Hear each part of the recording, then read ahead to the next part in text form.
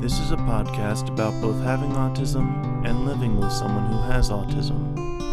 My mom is Sonya, and I'm Josh, and this is Josh Has Autism.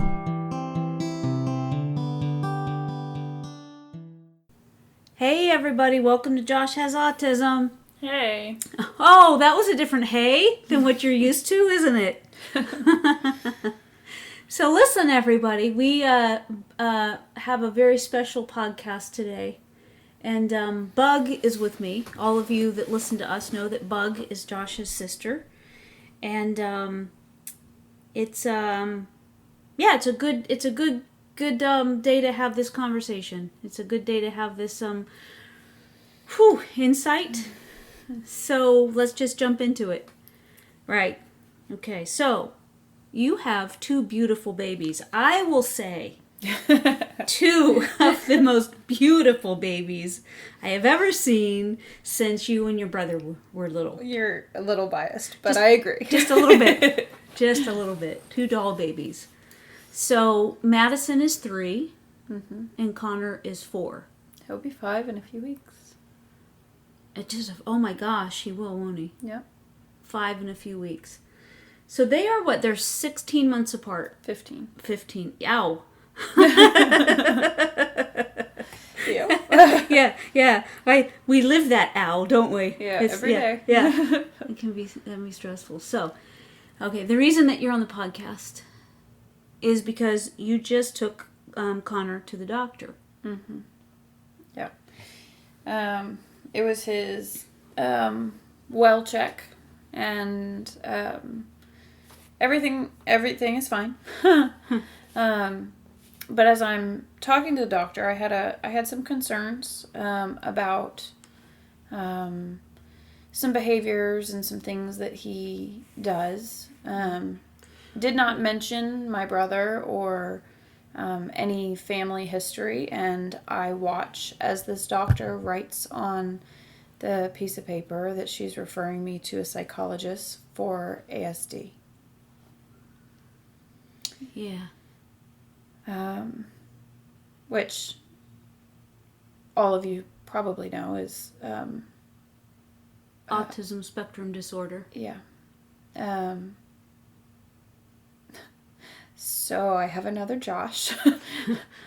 Maybe. Well, first of all, you and RJ, people that listen to this know about this too. You and RJ split up.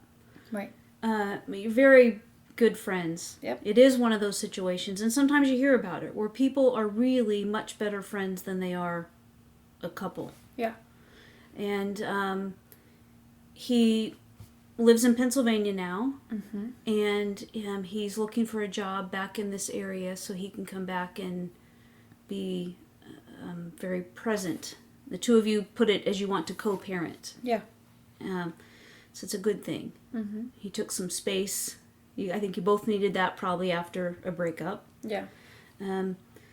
So you were really kind of looking at getting the kids into a therapist, right? Just to make sure that they're okay. Right. With this, because after the split up, there was, some, a lot on their behalf, on their part rather, not behalf, but on their part was right. A lot of tears, a lot of tantrums, a lot of, right. What you kind of weed out is that, yes, partially because of that's happening, but also, Well, divorce is hard on everyone, not just right. the couple. Mm-hmm. I mean, the kids' world was flipped upside down. Yes.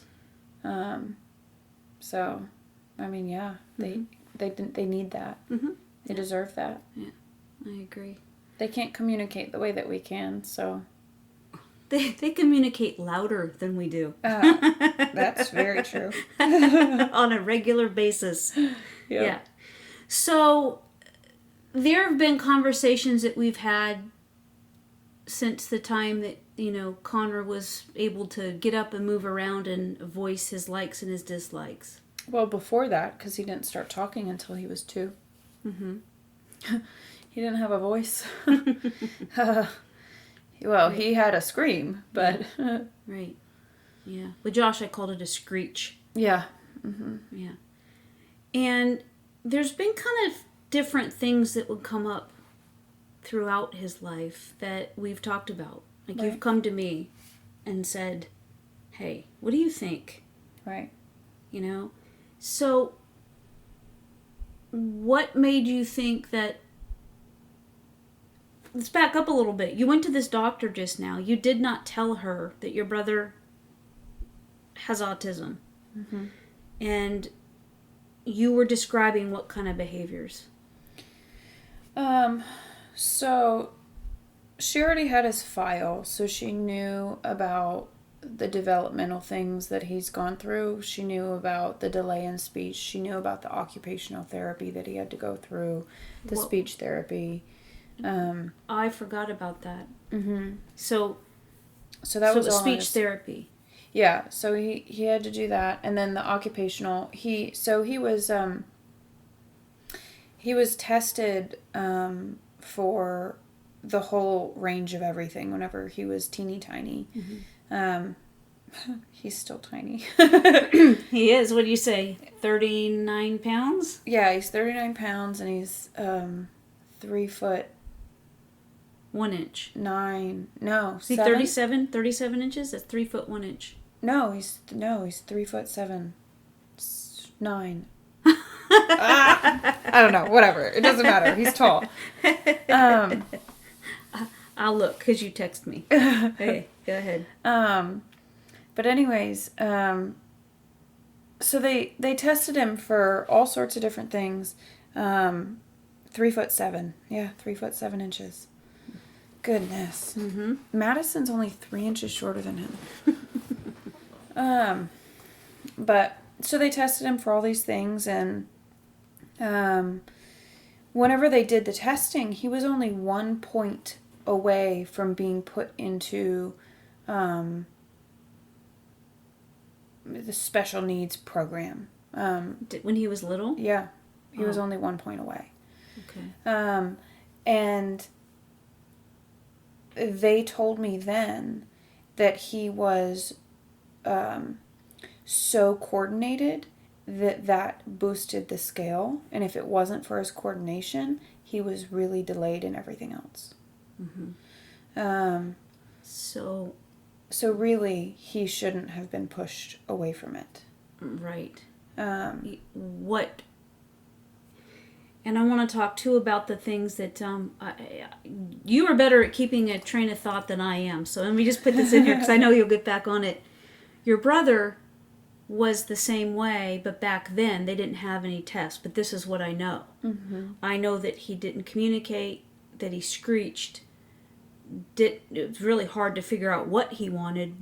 Sounds would send him off. He wouldn't want his hands dirty. Mm-hmm. But when he was that little, there was this, one of the first games out was called Mario Brothers. Yeah. Is that right? Mario Brothers? Yeah. And on Nintendo. Mm-hmm. And your brother just zipped through like it was nothing. Right. And he was so little he could barely hold the thing. And one day I was gone and Nana was watching him, and she watched for a minute and she thought that it was, you know how the game will just play sometimes by itself? Yeah. Mm-hmm. He was so good that she thought that it was just that. Right. And then she realized it was him. Yeah. And she was floored by that. But so it's the same kind of thing that you're talking about. It's very coordinated. And, yeah. Right. Mm-hmm. Right. So they did, I put him in play therapy, and I had to get him around other kids so that he could get that social interaction, and he was very, he struggled with it a lot. He was not necessarily aggressive, but aggressive. Mm-hmm. You know what I mean? I know what you mean. Yeah. And Do you have any examples of that when he was that age? it had to be his way. Mm-hmm. So, and I think that's, as a trait for all kids, is when they're doing something, they want it their way, but he would have full-on meltdowns if it wasn't his way, even if it wasn't something he was doing. So, like, if other kids were playing with something, if other kids were doing something, then he would stop what he was doing to go tell them that they're doing it wrong. course he did. Yeah. He still does with Madison, so. Yeah. I've had him at the playground one time. Yeah. And it's interesting because with your brother, he was my first, and I didn't know what to expect. I didn't know what was the things that you see in all kids versus something that was a little bit different. Right. And with Connor at the playground, this was down in Florida, so this was probably a year and a half ago. And he would go on some things, but he's apprehensive on certain things. Some things he just won't do. He would say what he couldn't do more than what he could do. Right. So I would just have to encourage him. Right. And this one time there was this little boy who was just a really cool kid. And he came over and invited Connor to play. And it was really interesting because the little boy, you could see, was very adaptable, was very comfortable with whatever happened. No, you go first or I'll go first. It doesn't matter. And it got my attention because he was obliging Connor's need for it to be a certain way. Right. It's like Lucas now. Right, his little friend Lucas. Mm-hmm. Yes. And what happens is that when you're just with your kid, that's how they are. That's what you know. Mm-hmm. When you see them with somebody that they don't know, but kids are really awesome the way that they can just connect and play. Yeah. To see that Connor had, in that exchange on that playground that day, was still rigid in the way that he was doing things, the way that he was, right, what he was able to take in and how it was able to go, and the other kid was just adapting. It got my attention that day that, yeah. Yeah. So, what else did you talk to the doctor about then? So those were things, and I interrupted you again. Mm-hmm. And on this conversation, I'm probably going to do that a lot because you just got back from the doctor. Yeah.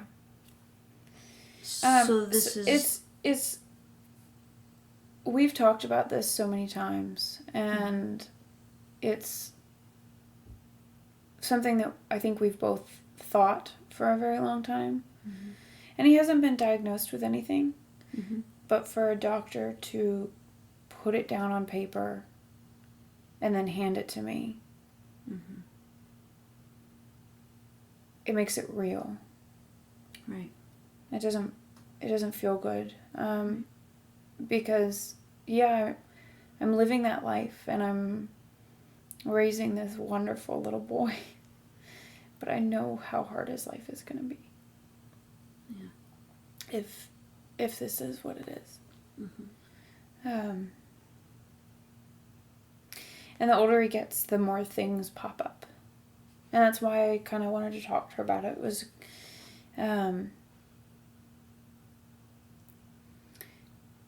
he's having more and more behaviors every day that remind me of my childhood. And it's funny because it comes back to the question that I've gotten my whole life is, what's it like to have a brother who has autism? Or what's it like to have a mom who's a comedian? Or what's it like to not have that? I don't know. I don't know. But I do know that there are behaviors that don't feel right based on what my other kid's doing. Mm-hmm. All kids are different. Yeah. But he has it harder. He has struggles, and he's been complaining a lot recently about sounds and about noises, and he'll cover his ears and say that things hurt him, and sensory things like touching things. He doesn't like the way things feel, or something that's happened here, but But a couple days ago, it got my attention because I saw your dad's reaction to it. And that is that, and your brother's. So Madison got last Christmas, or two Christmases ago, I don't remember, we got her this little table that has Minnie Mouse on it. Oh. And there's 2 chairs with it. Right. So the chairs are like these little fold down, you can fold them up, open them up. Got a little bit of padding on the seat. They're pink. They're, Minnie she Mouse. loves it. Minnie Mouse, right? Yeah. She loves it. Well, one of the seats got a little tear in it. Right. And we just put some tape over it. Some clear tape. So it wouldn't scratch them. And wouldn't, tear anymore. Yeah. Well, when we know this, that we, meaning Josh and I, that when Connor goes to sit at that table, he's got to have the chair that doesn't have the hole in it. And Minnie Mouse has to be facing him. Yes. He can't be on the side of Minnie Mouse. He can't be at the top of her head. He's got to be facing where she's facing him. Mm-hmm. And we all know that. And it's just, there's no question. Right. That's the way it has to be. Where your dad, a couple days ago, went to set it up, and... Get a meltdown? No, I heard myself... I said this to your dad, and your brother said that to your dad. We said, "Oh, no," because he set it up the wrong way. We go, "No, no, no." And he's like, "What?" Yeah, he can't sit over there. Yeah. And your dad's like, "Okay." And didn't realize that was a thing, but understood why. It's those little things that keep happening. Yeah. Mm-hmm. Yeah. And so I have noticed those kinds of things. Yeah. When you went to the doctor today, how does that feel for you? I mean, I kind of touched on it.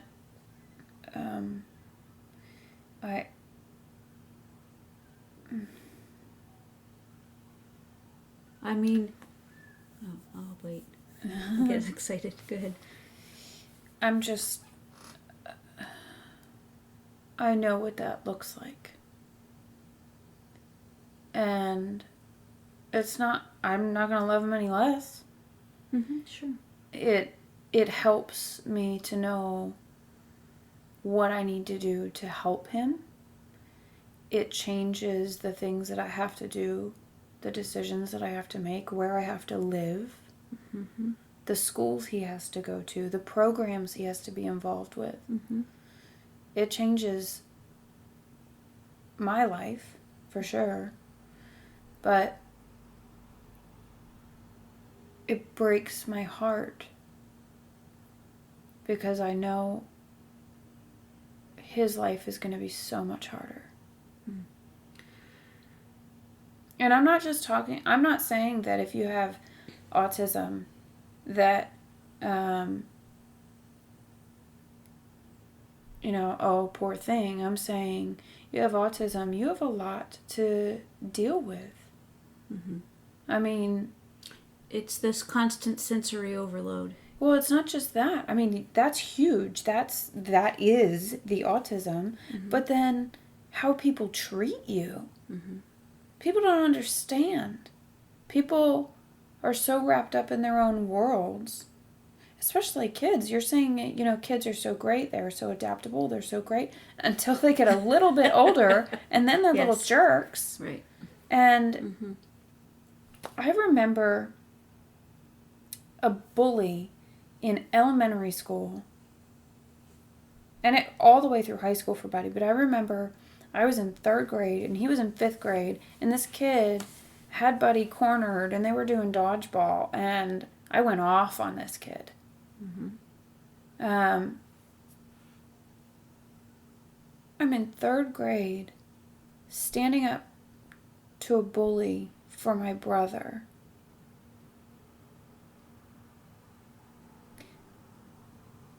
And those are the moments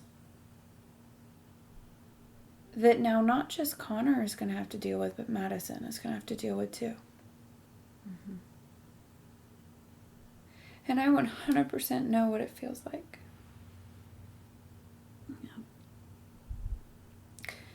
So, I don't have COVID.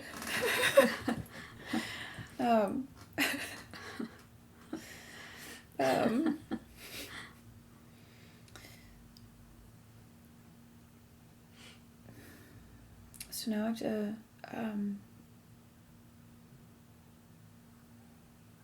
now I have to make my decisions differently. Mm-hmm. And luckily, I've been through it. And I am aware of it, and I have more knowledge than you did walking into it. Yes. I've got a huge support system across several states. Mm-hmm.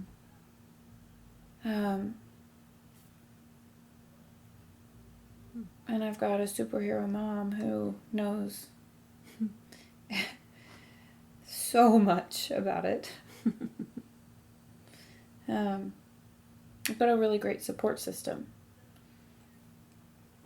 They're going to be okay, but it's going to be hard for everyone. Yeah. You know,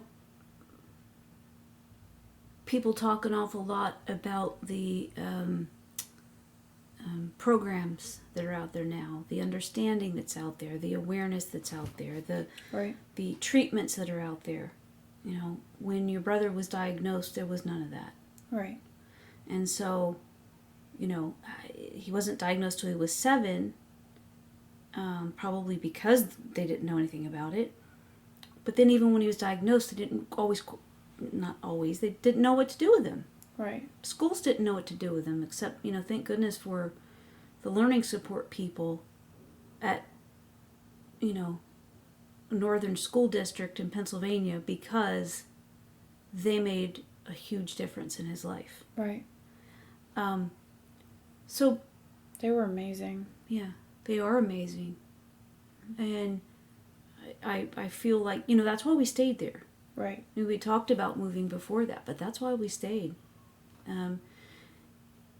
You know, it is my train of thought there was that there's so much more now than there was. There's an understanding about it. There's some new treatments and what have you. And I understand that you're not saying that he's less than. Right. You're not saying that. No. What you are saying, and if you're not, I am, is that I know what it's like to...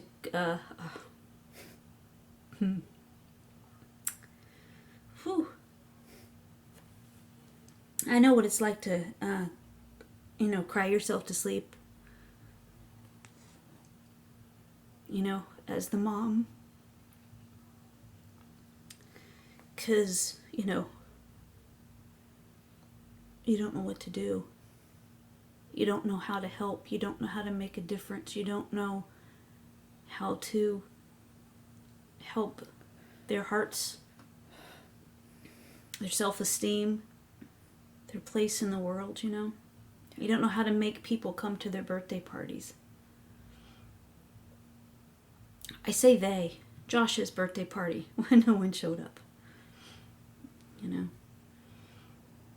So everybody does talk about the positive side, the things that can be done.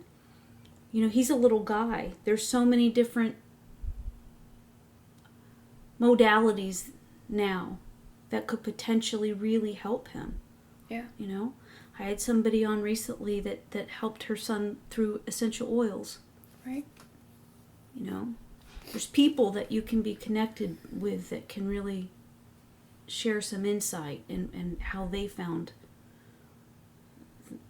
the best way to navigate through what you're going to be going through. And you know, the alternative treatments, of course, you know, I love those. Yeah. I love those. That's my first go-to rather than medication. But Right. I'm not anti-medication. I just prefer to try other routes first. I'm not either. And we did right. And you know the difference in your brother than whether if he's on it or he's not. Oh, yeah. The world knows the difference. Well, yeah. And you know what is interesting is that in you're going to find this too. You don't make decisions for what the world wants and what the world needs. You make the decisions based on his quality of life. Right. And that's it. And since we're talking about life as a mom with somebody on the spectrum, you know, other people will tell you how to do it and what to do and when to do and what not to do and everything else. And sometimes it's good intentions and sometimes it's just rude. Mm-hmm. It's judgmental. And you know, I've got a little bit of your fire in me, so this is I would say more than a little. okay. I've got your fire in me, so just wait for that first bad day when someone comes at me wrong. Yeah. I have, you know, said things that I retrospect would probably do it different at the time, though. You just, you know, sometimes you just can't take anymore. It's different when it's your baby. Yeah. Yep. I was talking to somebody yesterday, and he told me you were talking about you know, behaving poorly, basically. Mm-hmm. And he said, but you're always so nice. I can't imagine that. I was like, well, thank you. I do my best. Thank you for being oblivious. Hey. Hey. No, You got some sass. When you have always, from the time when you talk about standing up for your brother, you're in 3rd grade standing up for a 5th grader or a 6th grader, and that continued on. You took on people in high school on his behalf. Mm-hmm. And not always in the best way. Well, it's not always in the best way. Yeah. You know what I mean? It's not always in the best way. And it's like you just said, when your baby is dealing with something, you see Connor. I see Connor. I saw Josh. I saw him when nobody else saw him. I knew what he was capable of. I knew his heart. Yeah. You know, I think you would just, people listening to this podcast understand who Josh is. Right. They hear him, they hear his voice, and, you know, the thing that doesn't come across fully, unless you know him and you're in his presence, do you know this incredible heart? Yeah. That's just love. Yep. You know, and about how he can get upset about things, but he gets upset when other people are not treated well. Oh, yeah. That's the thing that gets to him the most. Yeah, it does. Yeah.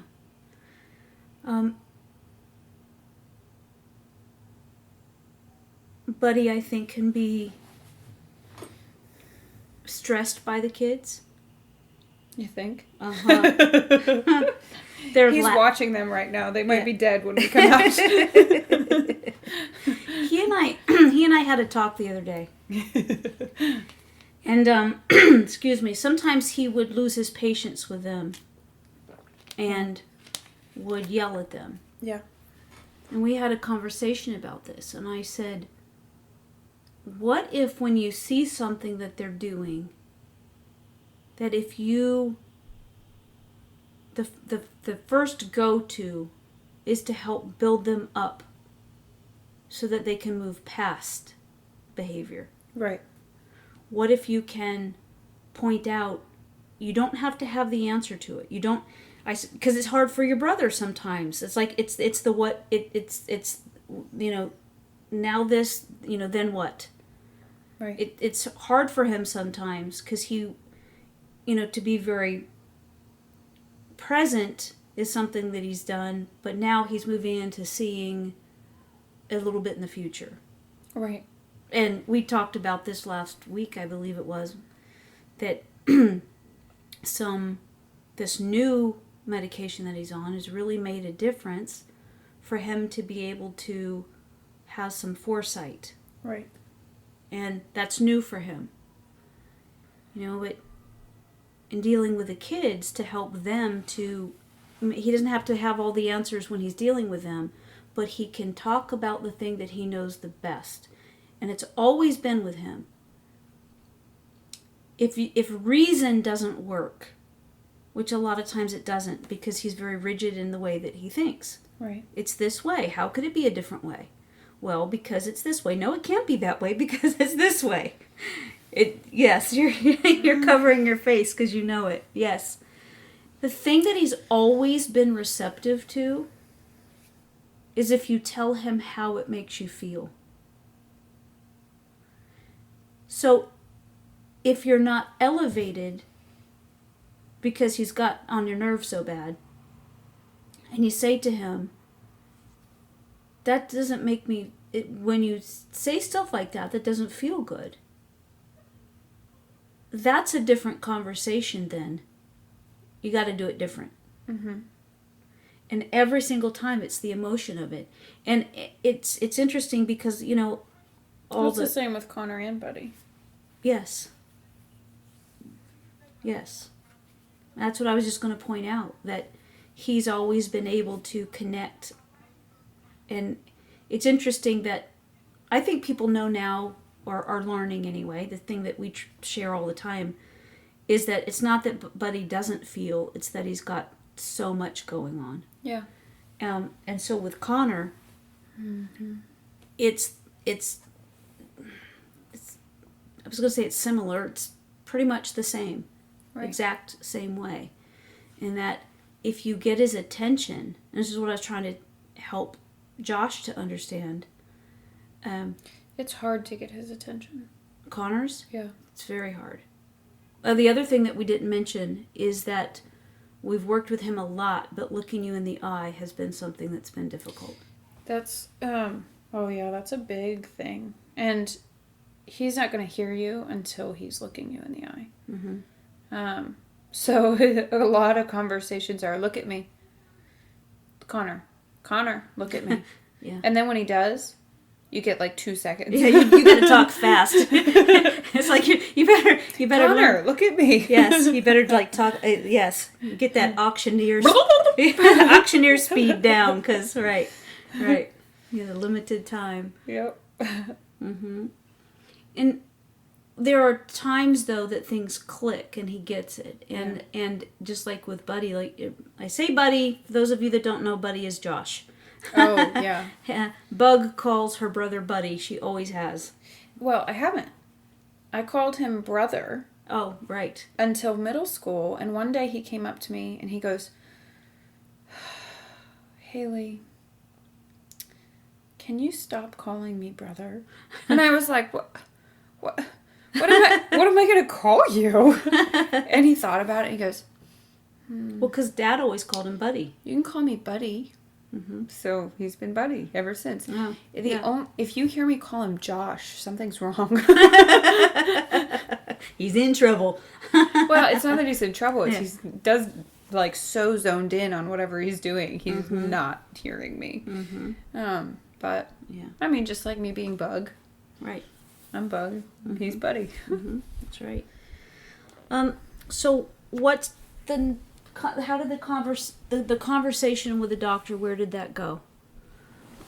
Where did that lead? Well, I wasn't really able to have a conversation with her. She,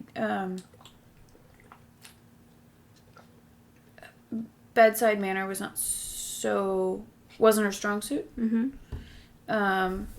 And the kids, we had to be there at 8:40. And I got home at noon. Wow. Yeah. So by the end of it, I was not able to have a conversation. The kids were worn out. You were probably worn out. I wasn't that bad. It was more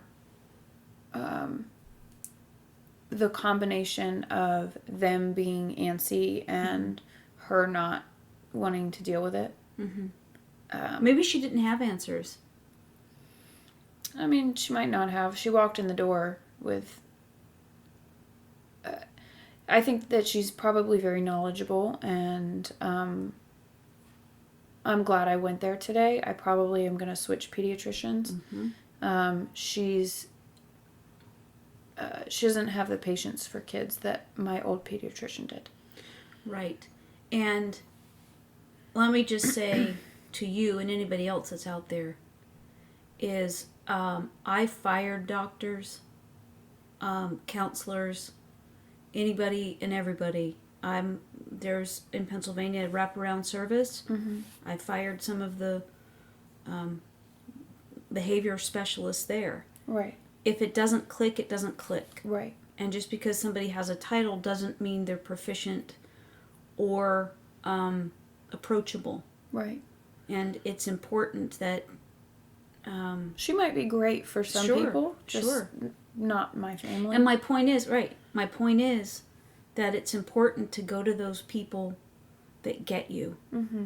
And don't stop until you find those people that get you, because there are people that will get you. And I wish that Dr. Staten would move here and we could just take her everywhere. from Pensacola, Florida. Yeah. Shout out Dr. Staten. Yes, she was very good. The best. Yep. And so she wrote down, the doctor today, that she wrote ASD. Yeah. And where is she going to, what's the next step? So that's, the next step is really unfortunate. So she went and got me a sheet with a bunch of psychologists that she wants me to reach out to, and she told me, unfortunately, most insurances don't cover this. Okay. Okay. Well, we, okay. There are so many, you don't see it because it's not literal, but like steam is coming out of my ears. So this is what happens so many times, and I'm not bashing that doctor, but what I'm saying is a mom usually, sometimes it's a dad, because there are some awesome dads that are just... Oh, I'm not saying I'm not going to do it. No, what I'm saying to you is that what makes me mad about what you just said is that a doctor will write down this suspicion about a diagnosis that we're talking about today. Yes, we see it. We probably, more than likely, because we see it. Yeah. But to just send you out the door, send you on your way. You didn't tell her that your brother is on the spectrum. She sends you out as a mom with 2 toddlers saying, oh, insurance probably won't cover this. Good luck. Right. It makes me so mad because, again, this is where I go back to. There's so much known about autism right now that is not the answer. That is not the end of it. That's not. This is what you can. You have so many that's a lane, right? But then parallel to that, there's a lane. Then parallel to that, there's a lane. Another lane. Another lane. I mean, I'm telling you that there are so many things, groups, organizations, people. You've got because we've been there, because we've been down this path. Right. We know the connections that can be made. Right. Right. As a matter of fact, when we moved here, we had to do that with your brother. Right. as an adult, where can we go? Right. I've done a bunch of research on it here as well, for adults and children. And some places will do this. Money should not interfere with a child getting help through any diagnosis. Right. It's just one of those things. But I'm not talking about the money part of it. That part really bothers me. But really, more so, how she handled it. And I think that, like you said, she's probably a good doctor for families. She's probably, has done a good job. But what bothers me is that there's nothing. It's like, this is how it's done. This is, Right. I'm really mad now, so let me just try to calm myself down. Doing a popsicle. Doing a popsicle? Yes, I do. My favorite one are banana popsicles. Mine too. Yeah, woo! High five. So here's what bothers me about that is that kids are not the same. Right. You can have, just like people are not the same as adults. Kids may be the same age, the same grade, they live in the same school district maybe, they're in the same classroom, but they all have different needs. Mm-hmm. And to send you out the door with this potentially difficult diagnosis without other advice, right, infuriates me. Because at this point, Mom, she should know better. It's not even... It's worse than that. She didn't talk to me. She didn't mention ASD. She wrote it on a piece of paper and never mentioned it. But you know what it is, so you... I know exactly what it is. Yeah. She wrote it on a piece of paper with a referral to a psychologist. Was that because of the diagnosis or because you're seeking some therapies for the kids? Was that a separate one? It was all together. It's all Okay. one packet. Okay. But to get back to your question, so we're gonna go see the psychologist, and I have a list, and she pointed to one of them specifically, and she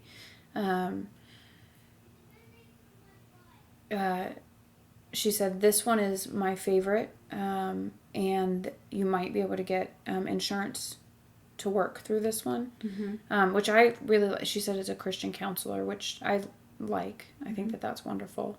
But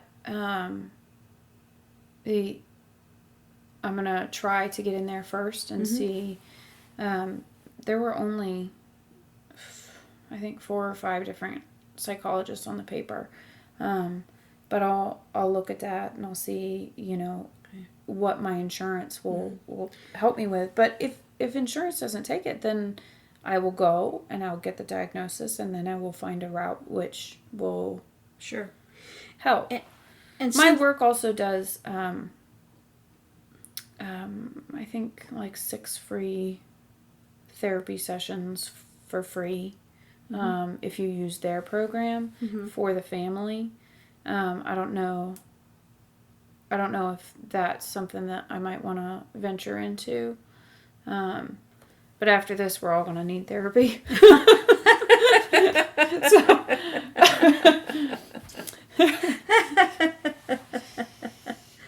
Oh my gosh. So that's so funny. We joke about therapy because because I've told you this before. But Dad and I are going to be married 33 years Saturday. Yeah. Yep. And so we've been to counseling a couple times. Both times, though, we go to the counselor, and the counselor goes, Dave, you can go. Sonya, you need to come back.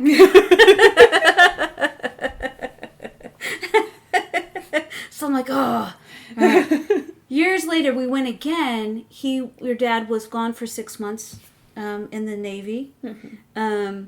And sometimes, getting acclimated back, not for just him to be back into the family, but for me to, because I was in charge of everything. And, I kind of... Well, you go off in deployment and things are one way and you come back and they're different. Well, he even said when he came back, he goes, buddy, you're not supposed to hold that, you're not supposed to have that knife. And then I go, yeah, he puts that on, he does the butter knife now. Mm-hmm. And, your dad felt displaced. Right. And he felt displaced, and I felt, okay, so I didn't feel, but I guess I was bossy. You are bossy. Sometimes. I'm bossy too. I get it. Yeah. It's like a mini you. It's fine. It's fine. It's fine. It's good. It's fine.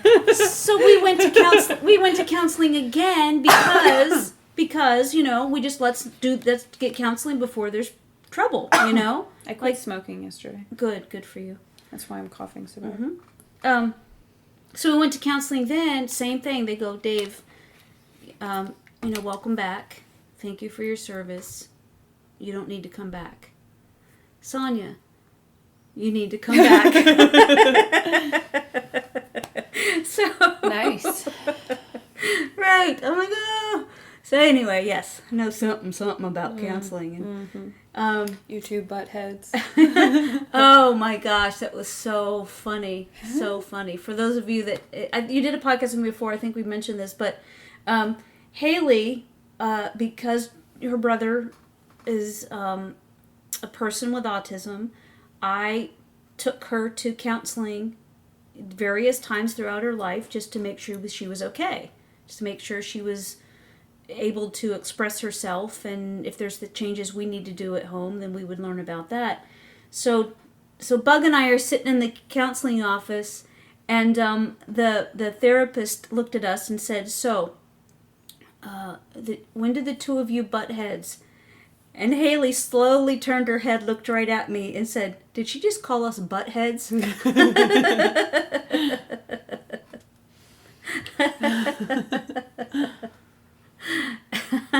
Yep. That was hysterical. And then you were done with therapy. Yeah. So, yeah, that's pretty good. So, yeah. This is a tough day. To see something in writing is different than talking about it for a while. Yeah. And like you said, it makes it real. Yeah. And I think since we moved up here into a new place, I've already contacted many, many different organizations and groups for autism. Right. And tried to get, just touching base. It's different. Your brother's an adult, so a lot of them that I know of are for kids. Okay. So I can give you their numbers or help you call them or do whatever it is that you need. It's gonna make I think it's gonna make a big difference. RJ's talking about moving back to Virginia, so I think that'll be huge. And I think you at this point then looking into school districts and their policies, because there's stuff that you haven't looked at yet. It's important to look at children with differences. How are they treated? Right. Bullying, how is that handled? I did Jimmy and I were just talking about Williamsburg yesterday, and the districts out there's some really great programs that I've already looked into for autism out there, so Okay. That's cool. All right, good deal. Well, it's beautiful up there. I couldn't figure out why in this area they just kept on having these huge houses, these 2-story houses that are just like big, huge rectangles. They're all the same. And I said to your dad, why do all the houses look like this? They're like these colonial houses. Why do they all look like that? And he goes, Colonial Williamsburg? I'm like, Shut up. Shut up. Yeah. So we're definitely in that area. But anyway, a lot of cool stuff goes on. Your brother loves that because he's a history buff. So right. it's going to be good. All right. So you got a lot of working out to do, right? Yep. A lot of phone calls, a lot of connections to make. Yep. Yeah. One step at a time. Yep. Well, we're here for you. As always, we're here for the little dude. Well, Mads is going to need it just as much. It's true. You can. Yeah. But I will say, she doesn't know any different. And that makes a huge difference. She doesn't know any different, but I have to tell you that I feel like, well, you say that you've just gone through this and it's just what you know. There are some characteristics, some behaviors that you picked up, I think, because of Josh, that were not necessarily beneficial to you. For example, relationships for a while where you were with people that, I'm putting this in quotes, needed fixing. Right. And it kind of was a bit of a pattern for a while because that's what you knew. That's what you grew up with. And you've worked to change that, to live differently. So you've done a lot of work, a lot of inner work. And well, I mean, if this is what we think it is, then Maddie's going to be a mother hen too. Well, maybe you can do better for her than I did for you. You did all right. Yeah. All right. Well, anything else before we go? No. Okay. Just keep taking some deep breaths. Just get some banana popsicles. Banana popsicles, that's right. Well, hey everybody, thank you for hanging out with us again today. I appreciate you so much. Again, this just happened today. Bug took Connor to the doctor today, the pediatrician. And in the course of that visit, she suspects that he is on the autism spectrum, sending him to a counselor, therapist, to further see what the diagnosis is confirmed or not. So, yeah. Send us your lovin's. Send Bug your lovin's so she can navigate this successfully, and send Connor your lovin's if you would. We appreciate it. Again, I always ask you this. Please give us 5 stars. I don't know why, but please do.